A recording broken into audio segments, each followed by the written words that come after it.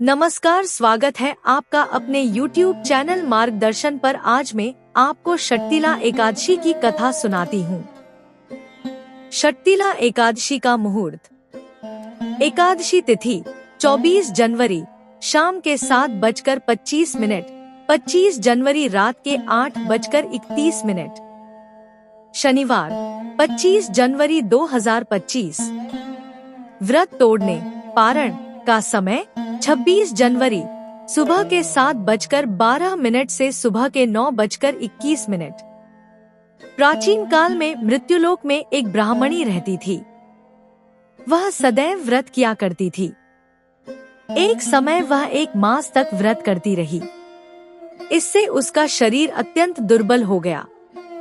यद्यपि वह अत्यंत बुद्धिमान थी, तथापि उसने कभी देवताओं या ब्राह्मणों के निमित्त अन्न या धन का दान नहीं किया था।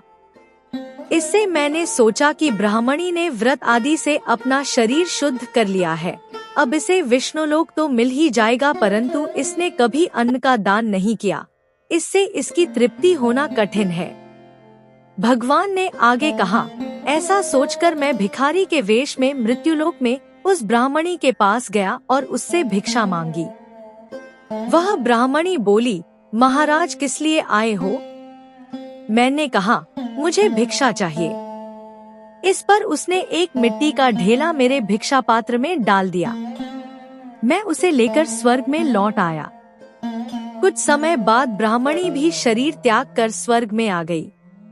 उस ब्राह्मणी को मिट्टी का दान करने से स्वर्ग में सुंदर महल मिला, परंतु उसने अपने घर को अन्नादि सब सामग्रियों से शून्य पाया।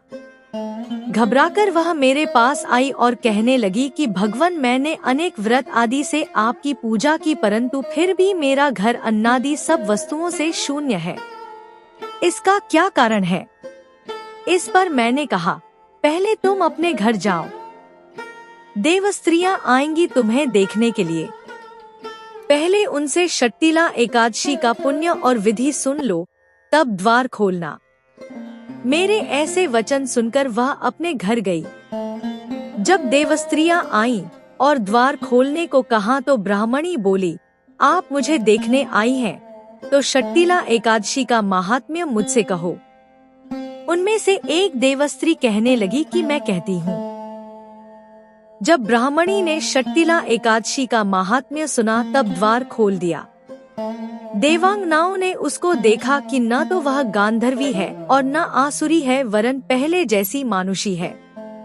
उस ब्राह्मणी ने उनके कथनानुसार षट्तिला एकादशी का व्रत किया। इसके प्रभाव से वह सुंदर और रूपवती हो गई तथा उसका घर अन्नादि समस्त सामग्रियों से युक्त हो गया। अतः मनुष्यों को मूर्खता त्याग कर षट्तिला एकादशी का व्रत और लोभ न करके तिलादि का दान करना चाहिए।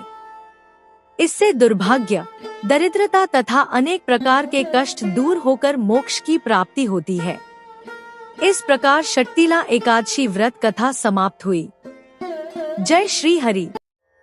वीडियो पसंद आए तो चैनल सब्सक्राइब, कमेंट में जय श्री कृष्णा अवश्य लिखें। धन्यवाद।